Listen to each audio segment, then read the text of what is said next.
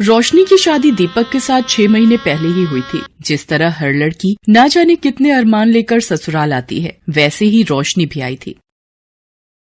रोशनी बहू, कितनी रोटियां सेक रही है? देख, 3 तेरे ससुर जी की, 3 सुनील की, और मुझे तो कम भूख है। मेरी 2 सेक दे, बाकी अपनी देख ले। तू भी वैसे 2 रोटी ही खाएगी। अरे हाँ, याद आया, 2 रोटी सुबह की बची हुई है। मैं और तू एक एक वो ले लेंगे तो 8 रोटी बहुत रहेंगी। कैसे घर में आ गई, जब देखो रोटियां गिनती रहती हैं। मेरा तो दिमाग खराब किया हुआ है।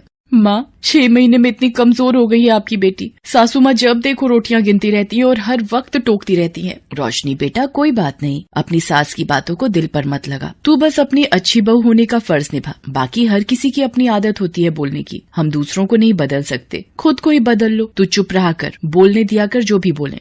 रोशनी अपने काम में लग जाती है। अगले दिन, ये क्या रोशनी, तूने अभी तो दीपक के लिए चाय बनाई थी, अब दोबारा क्यों बना रही है? फ्राई पैन में बची हुई चाय रखी तो है, वही पी लेती। माँ जी, चाय थोड़ी देर भी पड़ी रहे तो उसका स्वाद बदल जाता है, और मुझे ताजी चाय पीने की आदत है। तो ये चाय मुझे दे दे, इतनी महंगी चीनी पत्ती दूध वाली चाय है।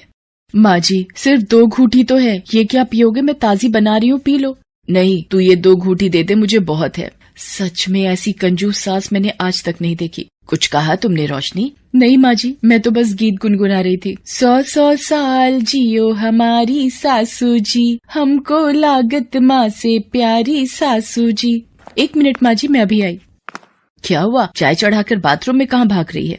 रोशनी जैसे ही बाथरूम में जाती है, उसे उल्टियाँ होने लगती हैं। थोड़ी देर बाद वो बाथरूम से बाहर आती है। क्या हुआ? सारी चाय सूख गई, इतनी देर लगा दी। पता नहीं माँ जी, कल से थोड़ा जी मिचला रहा था, उल्टियाँ हो गई। अरे, बदहजमी हो गई होगी, जा नींबू चाट ले, ठीक हो जाएगा। पर बदहजमी कैसे माँ जी, मैंने तो कुछ खाया ही नहीं। रोशनी कमरे में आकर अपनी माँ को फोन लगाती है। माँ, क्या करूँ फिर, आप ही बताओ, जाऊँ फिर डॉक्टर के पास या अभी रुक जाऊँ? 1 दिन और देख ले बेटा, नहीं तो एक काम कर, दीपक से प्रेगनेंसी टेस्ट करने वाली किट मंगवा लेना, हो सकता है तुझे दिन चढ़ गए हो। ठीक है माँ, कल तक देखती हूँ। रोशनी को शरीर में कमजोरी महसूस होने लगती है। तभी, क्या बात है रोशनी, इतने छोले चावल किसके लिए बनाए थे जब खाने नहीं थे? ये लोग तो सुबह लंच ले गए, उसके बाद वैसे के वैसे ही पतीले रखे हैं। जब नहीं खाने थे तो बनाए क्यों? माँ जी, मेरी तबीयत कुछ ठीक नहीं है, थोड़ी देर बाद खा लूंगी। अब रात को कुछ नहीं बनाना, यही पूरा हो जाएगा, समझी? कमला अपने कमरे में चली गई। रात में, रोशनी, ये कुकर में क्या बनाने की तैयारी है? छोले चावल रखे तो हैं, वही गर्म कर लेंगे।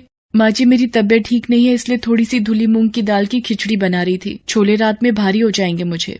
ये सही है, 2 उल्टी आई नहीं कि ढीले पड़ जाओ, बस चौथाई मुट्ठी बनाना अपने लिए। हम तीनों तो सुबह वाले छोले चावल ही खा लेंगे, इतनी महंगाई है भाई।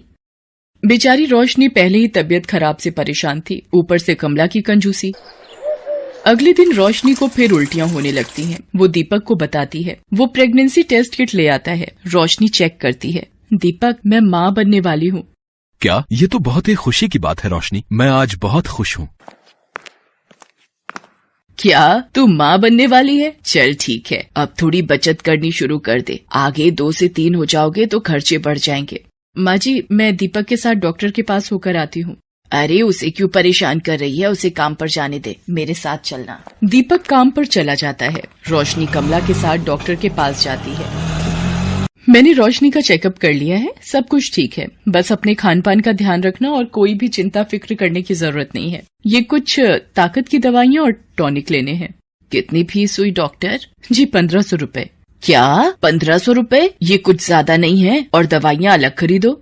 माँ जी, अभी तो दो, घर जाकर सुना लेना। अब इतने पैसे यहाँ लग गए, दवाइयाँ भी 1200 की आ गई। अब ऑटो के 80 रुपए नहीं दूंगी, पैदल चल ले। पैदल चलना गर्भवती के लिए अच्छा होता है। कहाँ फंस गई मैं इन जैसी कंजूस के साथ। कमला और रोशनी घर आ जाते हैं। अब रोशनी गर्भवती थी तो उसे ज्यादा ध्यान रखने की जरूरत थी, पर कमला की कंजूस आदत से वो कैसे पीछा छुड़ाती। एक दिन, रोशनी, ओ रोशनी, कहाँ है? माँ जी, बाहर हूँ, ये दशहरी आम वाला भैया आया हुआ है, वही ले रही हूँ। ओ भैया, क्या भाव दे रहा है? अम्मा जी 70 रुपए किलो दिए हैं 2 किलो के, तुम 60 रुपए दे देना, बोनी का टाइम है। अरे, क्या लूट मचा रखी है, औरतें देखकर भाव बढ़ा दिए, और ये आम तो हैं भी बिल्कुल बेकार पिलपिले से। पर माँ जी, मेरा आम खाने का बहुत मन था। अच्छा, तुझे आम खाना है, ये ले भैया 5 रुपए, ला एक आम दे दे। क्या अम्मा जी है, इतनी कंजूसी, सिर्फ एक आम? तो क्या पूरा ठेला खरीद लूं? ला, मुफ्त में दे, काम देगा, बड़ा आया बात करता है, चल जा यहाँ से। रोशनी गुस्से में घर के भीतर आ जाती है और अपने कमरे में चली जाती है और सारी बात अपनी माँ को बताती है। अब तुम ही बताओ माँ, इतनी कंजूसी, वो भी आम खरीदने में। मेरा इतना मन था आम खाने का। कोई बात नहीं, तो दीपक को बोल देना, वो शाम को लेता आएगा। उसी शाम रोशनी के ससुर रोशनी के लिए कुछ सामान ला। कमला, ये देसी घी और थोड़ा ड्राई फ्रूट, बादाम, काजू वगैरह लाया हूँ। रोशनी बहू को 9वां महीना लग गया है ना, उसे कुछ न कुछ खिलाती रहा करो। अरे आप भी ना, इतना देसी घी और ड्राई फ्रूट क्या करना था, थोड़े बहुत ही ले आते, बेकार की फिजूल खर्ची करते हो। लाओ दो, अच्छा मैं रसोई में रख देती हूँ। कमला सारे ड्राई फ्रूट और घी छुपा कर रख देती है। अरे इतने महंगे बादाम काजू थोड़े दे दूंगी, सारे खा जाएगी। ये घी भी एक कड़छी निकाल लेती हूँ, एक हफ्ता तो चल ही जाएगा, बाकी छुपा देती हूँ।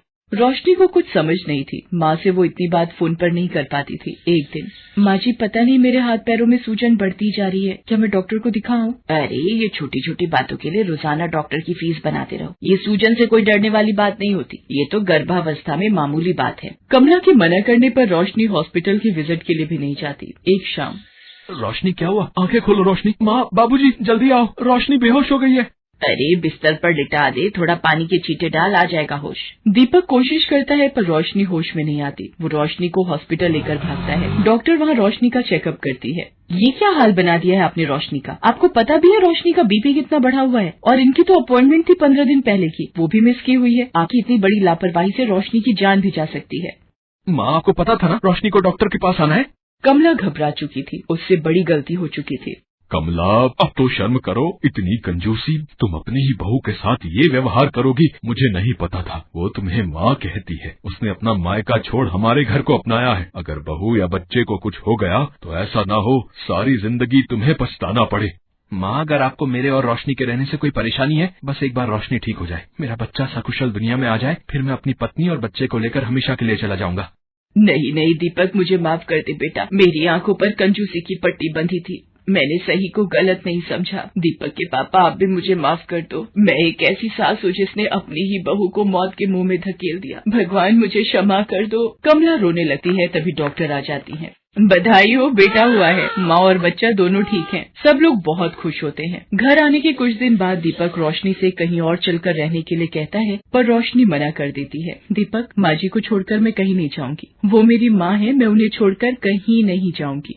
कमला ये सब सुन लेती है। रोशनी बहू, मुझे माफ कर दे, मैंने तेरे साथ इतना गलत किया, फिर भी आज तू मेरी परवाह कर रही है। नहीं माँ, माफी मत मांगो, बस अपना आशीर्वाद दो। उस दिन से कमला का व्यवहार सबके प्रति बहुत बदल जाता है, जिसको देखकर परिवार में सब बहुत खुश होते हैं।